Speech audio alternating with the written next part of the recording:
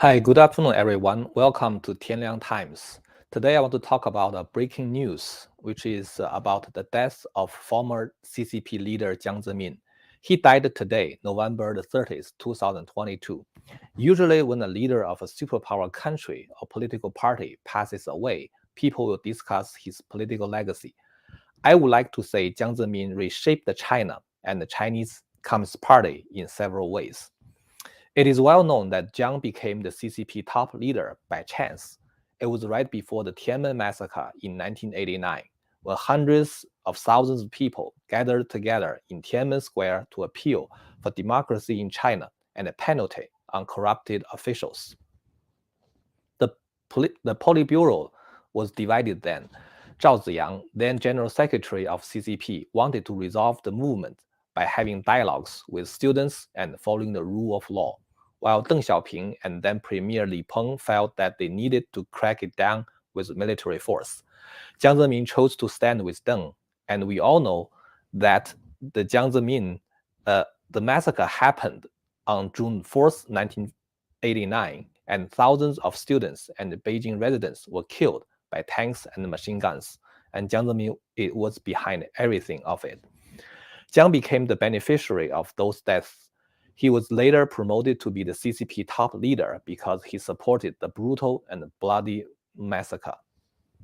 Too many things happened during Jiang's tenure, but I would like to focus on two of his legacies that are still affecting China and the world and also the CCP today. The first one is the ubiquitous corruption. Before the Tiananmen massacre, most Chinese people still believe in communism and felt that CCP was doing everything for the benefit of the people. Yet the massacre itself, as well as the collapse of Soviet Union and communist countries in East Europe, proved that the CCP is responsible for nobody's well-being but itself. In this case, the legitimacy of CCP is facing an ideological crisis. Deng Xiaoping decided to further his reform and opening to make Chinese people rich, and he ordained that we don't argue on ideology, since they have no arguments on that. Since CCP is no longer a party bound by an ideology, Jiang decided to corrupt them and make party members wealthy. In this case, those corrupted officials will defend this regime because the regime can guarantee their power and their family interest. On the other hand, since everybody is corrupted, if anyone dares to challenge Jiang, Jiang can put him in jail and accuse him of corruption. Corruption has become so severe that in the late 1990s, people argued that if you kill every CCP official, someone might be killed by mistake. But if you kill every other CCP official, there must be some corrupted official who successfully escaped the purge. That was a joke, like people talk about it a lot.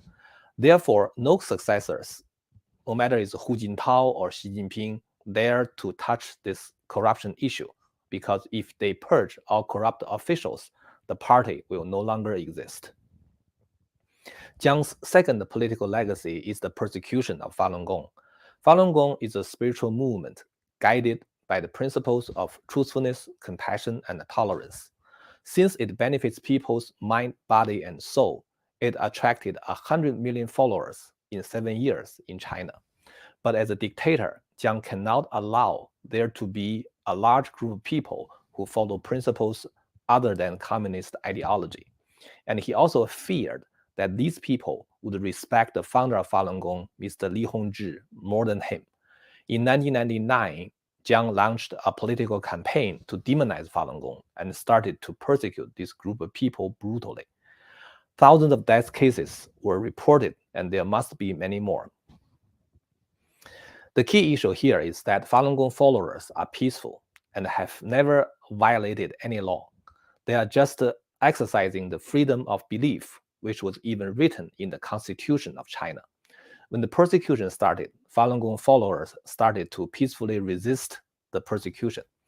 We know that in any free society, there are many tools you can use to fight for your own rights.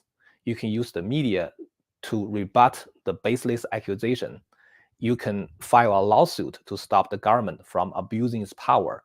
And you can use your vote to change the regime. You can talk to your congressman or congresswoman and ask him or her to voice your challenge, etc., etc.